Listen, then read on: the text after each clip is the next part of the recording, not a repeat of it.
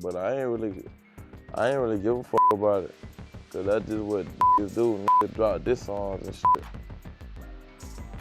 Yeah. Yeah.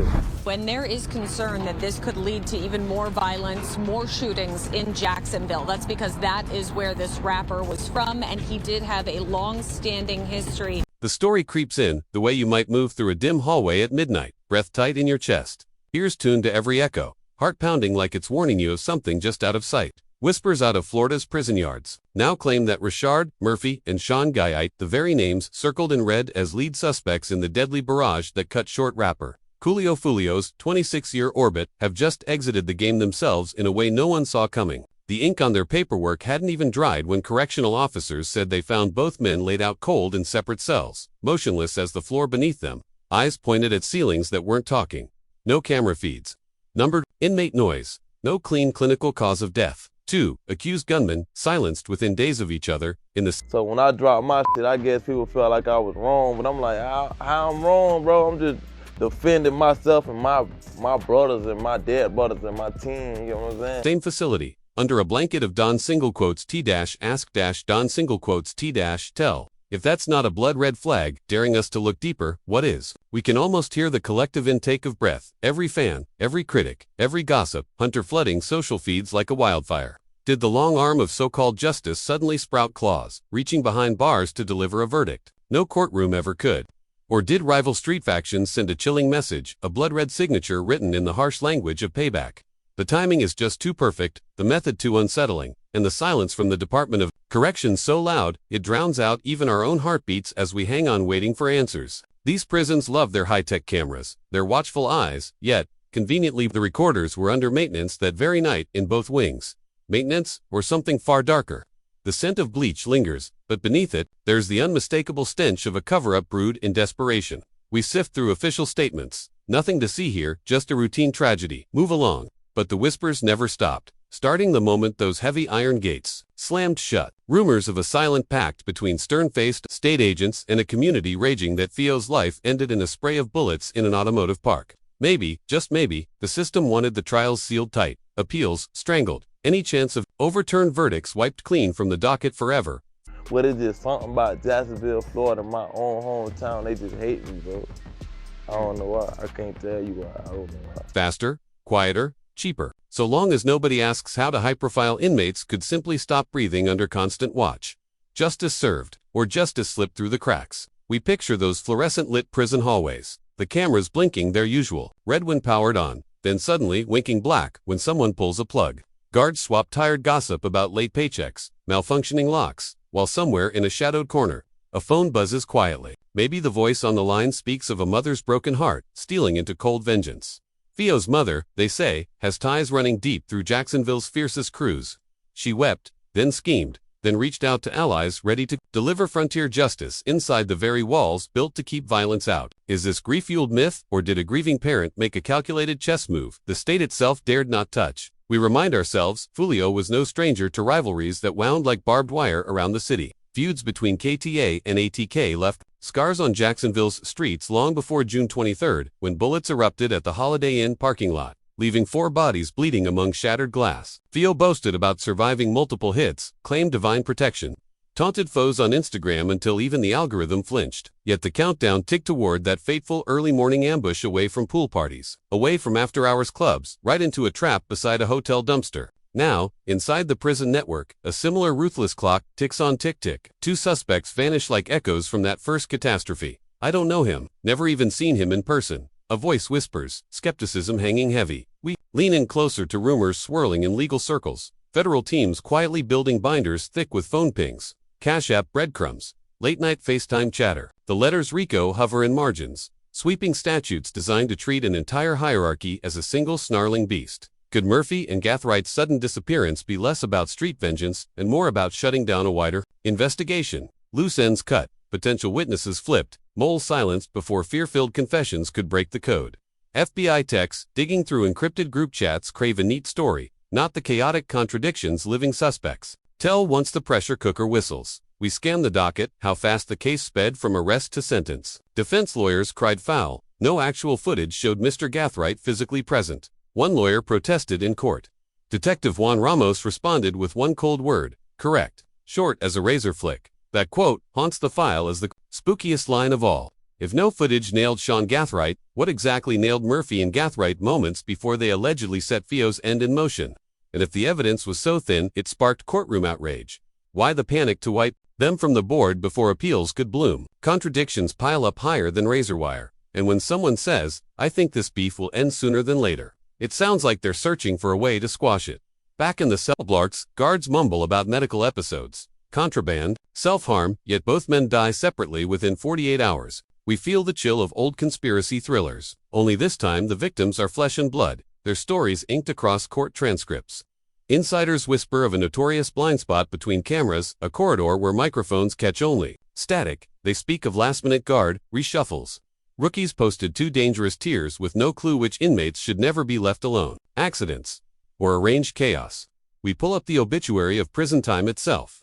Florida lockups have long battled secret beatdowns, contraband weapons, bribe-happy officers. Everyone remembers the catastrophic headlines after a whistleblower leaked footage of inmates battered beyond recognition. Now the public wonders, did history just repeat, but with higher profile targets and even stronger reasons to hush it up? He got what he wanted. Someone says, like he really got the fans. He rose. Now he has what he wanted. We can't ignore the sultry whisper of gang retaliation weaving through every social feed and comment thread. Foolio's crew won't let his shooters rest easy. The rapper's lyrics were part threat, part prophecy, and now, poof, prophecy fulfilled. We picture coded calls smuggled through commissary phones at 3 a.m., favors owed, debts called in, prepaid numbers scribbled on toilet paper, one ring, a nod. An inmate slips a sharpened toothbrush where it hurts most, simpler than smuggling guns through metal detectors. But just as final, we flash back to Foolio's mother pacing her living room, candles flickering, hushed talks with an old family friend who knows people. She watches the nightly news, sees her son painted as just another statistic in rap's violent currents. Her tears dry, her voice steadies. If the courts won't mend her shattered heart, maybe cell block justice will. Did she bankroll retribution, or simply pray, while someone else picked up the torch, believing they carried out a grieving parent's silent wish? At the end of the day, losses outweigh wins for everyone involved because some things can never be undone. You can't beat the streets. No matter what. You can't bring your brother back. We slide onto the bigger chessboard. Federal subpoenas, sprawling across Jacksonville like wildfire. Google accounts frozen, iClouds drained for every byte of data. Car rental logs matched against license plate readers. Agents in plain polos knocking gently on suburban doors, asking about late-night Zelle transfers and quick trips to Tampa. We remember Tampa Police Chief Lee Burkhoff stepping to a microphone, voice steady but charged with promise. I guarantee we're following up and making an arrest in that case. He wasn't talking about the prison deaths. No, he meant the Foolio slaying. But what if that same investigative fire is spreading sideways, burning through penitentiary secrets? What if each sudden cell block fatality is just another loose thread for FBI analysts to yank? We linger on Elisa Andrews, the expectant mother caught in the widening dragnet, belly rounding under the cold fluorescent jailhouse lights. With Murphy and Gathright erased from the record, pressure cranks up on her and the remaining co-defendants. Testify or face a lifetime behind bars where her child might hear its first words through a glass pane. We can almost hear prosecutors sliding plea deals across the table, using the men's mysterious demises as both carrot and stick. Cooperate, they say, or risk joining the same obituary parade. But who does she fear more?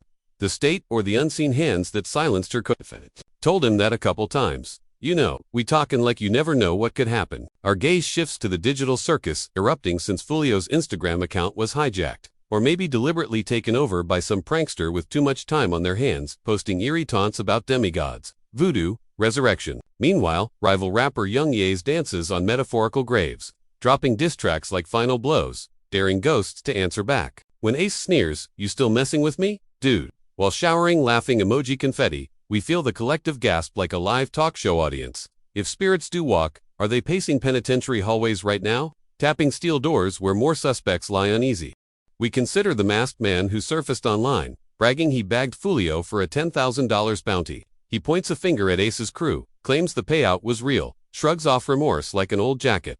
Police chalk it up to clout chasing. Yet the video fans keep fueling the conspiracy, insisting the rap feud burns hotter than any official statement admits. Now multiply that tension by 2. Murphy and Gathright gone, no longer around to confirm or deny a single thing. Secret keepers removed, narratives left to spin, wild and unchecked. I went really hard, dropping on Worldstar that was the first time everything just blew up. views, followers, everything.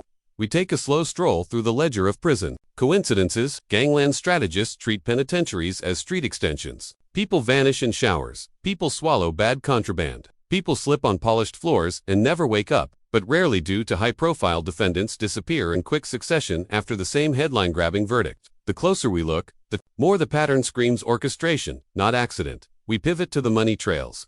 10 grand is pocket change compared to stacks flashed in Jacksonville rap videos. Cash brandished in front of rented Lamborghinis. High-gloss proof of success, or provocation. But behind bars, a few hundred wired to the right commissary cashier can buy silence. By a door left ajar.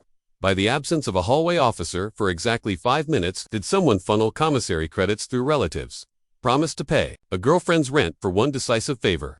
These invisible transactions never make court exhibits, but shape destinies as surely as closing arguments on TV. I ain't really got no beef with him. We was neutral. No love, no hate, just neutral. We walked the perimeter of Tampa's Holiday Inn once more in our minds. Hotel guests, hiding behind curtains as muzzle flashes lit up the night. Foolio's last hours, stitched together by surveillance. Clips, the after-party at Truth 18, the Tesla dashcam capturing masked figures. Yet Detective Ramos admitted the clearest footage never actually showed Gathright at the scene. That admission feels prophetic now. Maybe he wasn't there. Or maybe someone wanted that doubt preserved, so they could later erase him without sparking outrage. After all, a suspect whose face never appears on tape can vanish without leaving a ghost to haunt the public conscience.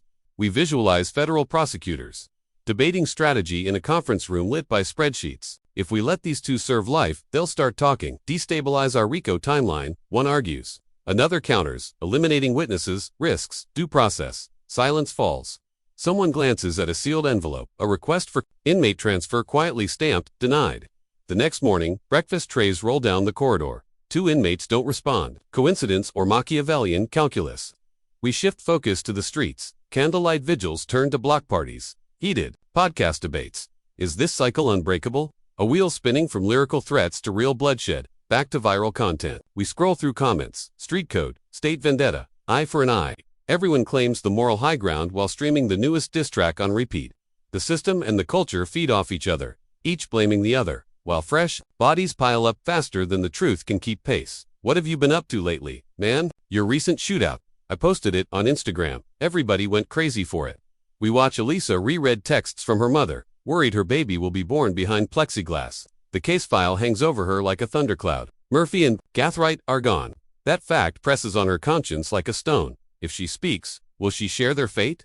If she stays silent, will she watch her child learn to walk in a prison yard? That grim dilemma mirrors the larger question haunting this story: what price will anyone pay to break the cycle of violence and vengeance? We return to the prisons, listening for echoes. Inmates whisper about lockdown pods and cell searches that find nothing but the cold chill of something awful already done. Guards swap rumors of outside investigators swooping in. Some officers quietly secure new jobs at distant facilities, lateral transfers, strategic relocations before a scandal erupts. Meanwhile, family members demand independent autopsies, only to face polite delays. Bodies that might speak are sequestered behind bureaucratic doors. One of the biggest reactions I saw was how many people thought you were lying. We reflect on Fio's last posts, Instagram clips showing venue lineups, sparkling bottle service, the nerve-tingling brag that he'd outwitted every attempt on his life so far. Hours later, bullets told a different story. Now, inside prison walls, 2 men who may have believed the feud couldn't touch them behind steel bars are proven wrong.